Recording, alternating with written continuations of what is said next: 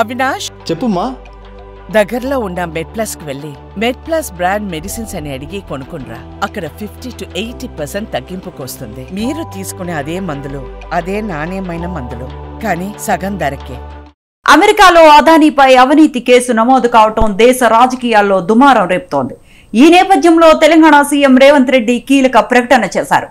Skill university కోసం అదానీ ఇచ్చిన విరాళాన్ని తిరస్కరించినట్లు తెలిపారు.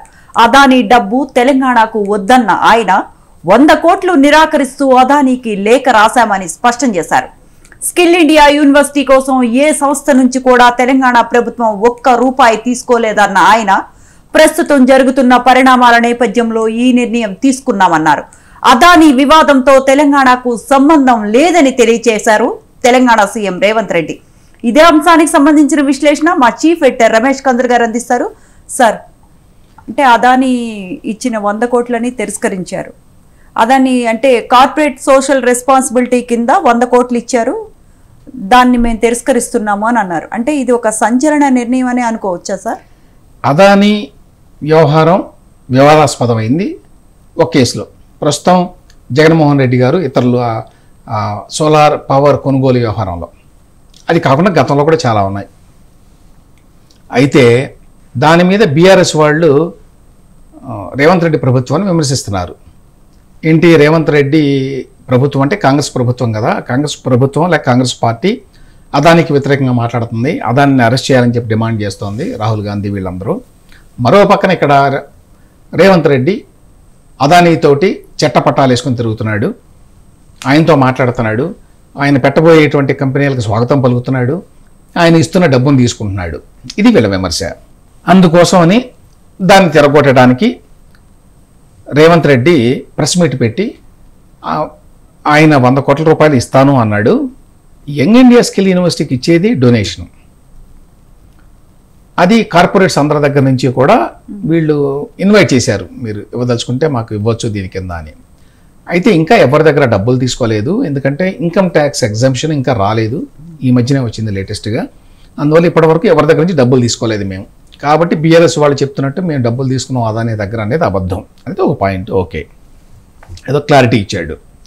రెండవది, ఇప్పుడున్నటువంటి ఈ వివాదం నేపథ్యంలో మాకు ఆ 100 కోట్ల రూపాయలు మేము స్వీకరించలేము అని తాజాగా ఉత్తరం రాశాం అని చెప్పాడు. జయేష్ రంజన్ అని చెప్పి ఆయన సీనియర్ అధికారి, ఆయన చేత లెటర్ రాయించారు. ఎవరికి? ప్రీతి అదానీ. ప్రీతి అదానీ అంటే గౌతమ్ అదానీ భార్య. ఆవిడ అదానీ ఫౌండేషన్ చైర్పర్సన్. ఆవిడకి లెటర్ రాశారు. ఈ లెటర్లో సింపుల్గా ఏమనుంది, మాకు ఎగ్జామ్షన్ ఆర్డర్ వచ్చింది 80G కింద లేటెస్ట్గా, కాబట్టి ఇప్పుడు తీసుకోవచ్చు ఇంకా మేము. Though this exemption order has now come recently, I have been instructed by Honorable Chief Minister not to transfer funds in view of the present circumstances and arising controversies అని చెప్పి అన్నారు. సో ఈ వివాదాల నేపథ్యంలో 100 కోట్లు యాక్సెప్ట్ చేయొద్దని మా ముఖ్యమంత్రి చెప్పారని చెప్పి లెటర్ రాశారు. నాకు అర్థం కాని విషయం ఏంటంటే, అదానీ గారు ఇస్తున్నటువంటి 100 కోట్ల రూపాయలు సిఎస్ఆర్ కింద ఇస్తున్నారు, కార్పొరేట్ సోషల్ రెస్పాన్సిబిలిటీ కింద. సిఎస్ఆర్ అంటే ఏంటి? దేశంలో ఉన్నటువంటి అన్ని కంపెనీలు కూడా ప్రతి ఏడు వాళ్ళకు వచ్చినటువంటి లాభంలో ఇంత పర్సంటేజీ సమాజం కోసం ఇవ్వాలి, ఖర్చు పెట్టాలి, సమాజ ఉద్ధరణ కోసం ఏదన్నా కావచ్చు. అది దానికి వాళ్ళు ఐడెంటిఫై చేస్తారు ఎవరెవరికి ఇవ్వచ్చు అని. సో ప్రతి కంపెనీ దేశంలో ఆ విధంగా సిఎస్ఆర్ కింద ఇంత డబ్బు వాళ్ళ దగ్గర ఉంటుంది. ఆ డబ్బును వాళ్ళకి ఇష్టమైన వాళ్ళకి, అంటే గవర్నమెంట్ రికగ్నైజ్ చేసిన వాళ్ళకి ఇస్తారు, అది ఏదైనా కావచ్చు. ఇప్పుడు యంగ్ ఇండియా యూనివర్సిటీ ఉన్నది, అది కూడా ఒకటి. అందులో అదానీ గారు ఇప్పుడు ఈ 100 కోట్ల రూపాయలని యంగ్ ఇండియా స్కిల్ యూనివర్సిటీకి ఇవ్వచ్చు, మీరు వద్దంటే ఇంకొకరికి ఇస్తాడు. అది అవినీతి డబ్బు కాదు, అది ఎవరికో వాళ్ళకి ఇవ్వాల్సిన డబ్బే. సోషల్ రెస్పాన్సిబిలిటీ కింద కేంద్ర ప్రభుత్వ నిబంధనల ప్రకారం ఆ డబ్బుని అదానీ గారు ఆయన కంపెనీలు ఎవరో ఒకరికి ఇవ్వాలి. కాబట్టి దాన్ని నిరాకరించడంలో అర్థం ఏంటి నాకు అర్థం కాలేదు.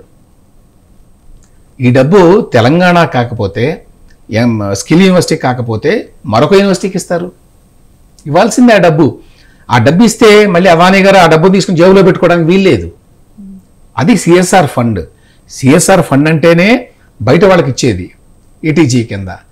కాబట్టి అంటే నేను ఎందుకు చెప్తున్నానంటే ఇంత వివరంగా, ఈ రాజకీయాల్లో పడి రాజకీయంగా నేనేదో పాయింట్ స్కోర్ చేయాలి అని చెప్పి ఒకళ్ళ మీద ఒకళ్ళు ఆరోపణ చేసుకొని తెలంగాణకి రావాల్సినటువంటి 100 కోట్లు రాకుండా చేశారు. అదే రాష్ట్ర ప్రయోజనాలని గాలికి వదిలేశారు. అదానీ డబ్బు ఆయన ఏమన్నా ఆయన సొంత డబ్బు ఏదైనా ఇస్తా ఉంటే అది వేరే విషయం. మీ డబ్బు అవినీతి డబ్బు మాకు వద్దు అని చెప్పి అనొచ్చు. ఇక్కడ ఇది సిఎస్ఆర్ ఫండ్ అంటే అర్థం ఏంటి? ఆ కంపెనీలో వచ్చిన లాభాల్లో ఇంత డబ్బు తీసి పక్కన పెట్టాల్సిందే. అది వాళ్ళ ఇష్టాయిష్టాలతో నిమిత్తం లేదు. ఆ డబ్బుని ఎవరో ఒకరికి ఇవ్వాల్సిందే. తెలంగాణకు కాకపోతే తమిళనాడుకి లేదా ఇంకో రాష్ట్రానికి ఇస్తారు. ఈ పాలిటిక్స్ ఎట్లా ఉంటాయి అంటానికి ఇది ఎగ్జాంపుల్. బీఆర్ఎస్ వాళ్ళు మనం లేదో అంటున్నారు, మనం అనవసరంగా ఏమన్నా ప్రజల దృష్టిలో చులకన అవుతామేమో అని భయంతో వీళ్ళేమో బీఆర్ఎస్ వాళ్ళేమో వాళ్ళ అధికారంలో ఉన్నప్పుడు 1కి 100 సార్లు అదానిని ఆహ్వానించి రెడ్ కార్పెట్ పరిచారు. కానీ ఇప్పుడు అవకాశం వచ్చింది కాబట్టి విమర్శించాలి మనం. ఈ మొత్తం వ్యవహారంలో నష్టం జరిగింది ఎవరికంటే తెలంగాణకి. రేపు బీఆర్ఎస్ వస్తే బీఆర్ఎస్ ఏమైనా అండర్టేకింగ్ ఇస్తుందా? మేము అదానీ గ్రూప్ నుంచి ఎటువంటి కంపెనీలను రానివ్వం తెలంగాణకని? లేకపోతే కాంగ్రెస్ పార్టీ ఇస్తుందా నేషనల్ లెవెల్లో? ఇవ్వాల్సిన అవసరం కూడా లేదు. ఎందుకంటే ప్రతి కంపెనీ మీద ఏవో ఒక ఆరోపణలు ఉంటాయి. టాటాయే కావచ్చు, వాళ్ళ మీద కూడా ఆరోపణలు ఉంటాయి. ఆరోపణలు లేనటువంటి వ్యాపార సంస్థ అనేది ఉండదు. ఏదో రూపంలో కొంతమందికి ఎక్కువ ఉండొచ్చు, కొంతమందికి తక్కువ ఉండొచ్చు, కానీ ఉంటాయి. అంత మాత్రం చేత వాళ్ళు రానివ్వం అని చెప్పి ఎవరు అనలేరు. కాబట్టి ఈ మొత్తం వ్యవహారంలో చాలా విచిత్రంగా అనిపించింది నాకు. అంటే రేవంత్ రెడ్డికి తెలియక కాదు నేను అనుకోవటం. బేసికల్లీ ఏంటంటే పెర్సెప్షన్ ఇంపార్టెంట్. ఇక్కడ జనం అనుకుంటారు 100 కోట్లు అంటే ఇప్పుడు బీఆర్ఎస్ వాళ్ళు ఎట్లా మాట్లాడతారు, అదాని ఏదో 100 కోట్ల రూపాయలు రేవంత్ రెడ్డి జేబులో పెట్టినట్టుగా అనుకుంటారు. ఆ 100 కోట్ల రూపాయలు సిఎస్ఆర్ ఫండ్ అని, దాన్ని ఇస్తుంది స్కిల్ ఇండియా యూనివర్సిటీకి అని, దానివల్ల తెలంగాణలో ఉన్నటువంటి యువతకి చాలా ప్రయోజనం అని, ఈ విషయాలు ఏమి రావు డిస్కషన్లోకి. బీఆర్ఎస్ వాళ్ళు చాలా సింపుల్ గా వాళ్ళు విమర్శలు చేస్తారు. వాళ్ళు అంటే ఇక్కడ బీఆర్ఎస్ విమర్శల కంటే ఎక్కువ అక్కడ అదానీ అనే వ్యక్తి అక్కడ మోదీజీకి చాలా క్లోజ్, బీజేపీకి డెడ్ ఆపోజిట్ కాంగ్రెస్. సో ఈ విధంగా ఈ డెసిషన్ తీసుకొని ఉండవచ్చు అనుకుంటున్నాను సార్. అంటే వాళ్ళు కాదు, వాళ్ళు ఎలాగూ కాంగ్రెస్ వాళ్ళు విమర్శిస్తున్నారు. అలాగని నేను చెప్పాను కదా, మరి 4-5 కంపెనీలు వచ్చినాయి కదా, ఎట్లా వచ్చినాయి? కాంగ్రెస్ వాళ్ళే కదా తీసుకొచ్చారు. 100 కోట్ల కంటే ఎక్కువ కదా పెట్టుబడులు. ఇవన్నీ కూడా పెట్టుబడులు అమౌంట్స్ ఇవ్వలేదు. కానీ ఇప్పుడు కాంగ్రెస్ వాళ్ళయ్యే for example data centre tech park ఒకటి ల్యాండ్ ఎక్విజిషన్ జరుగుతుందట.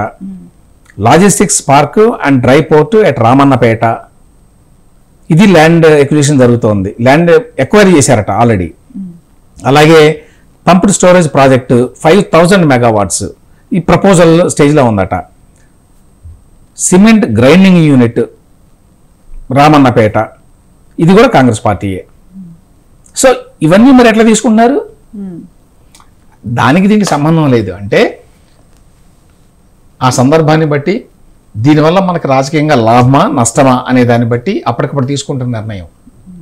100 కోట్లు అనగానే బహుశా ఇది జనంలోకి వెళ్ళిందేమో, కేటీఆర్ చేసిన విమర్శ 100 కోట్లు అదానికి ఇచ్చేట రేవంత్ రెడ్డి తీసుకున్నట్ట అని చెప్పి అనుకుంటారు కదా. ఈ డీటెయిల్స్ ఎవరికి తెలియవు. అందుకని రేవంత్ రెడ్డి ఆ పొలిటికల్ క్యాల్కులేషన్స్ అన్ని వేసుకొని బెస్ట్ ఏంటంటే 100 కోట్లు తిరస్కరిస్తున్నాను అంటే హెరాయిక్గా ఉంటుంది కదా, చాలా బ్రహ్మాండంగా ఇమేజ్ అని వద్దు అన్నాడు. కానీ అది చాలా తెలివి తక్కువ నిర్ణయం అని నా అభిప్రాయం. ఈ సిఎస్ఆర్ ఫండ్ రిజెక్ట్ చేయడం అనేది రాంగ్ డెసిషన్. అంటే అది రాజకీయాల మూలంగా జరిగింది. అంటే వాస్తవంగా లాభమా నష్టమా అనే దానికంటే కూడా పూర్తిగా రాజకీయ పర్సెప్షన్ దృష్టిలో పెట్టుకుని తీసుకున్న నిర్ణయం అది.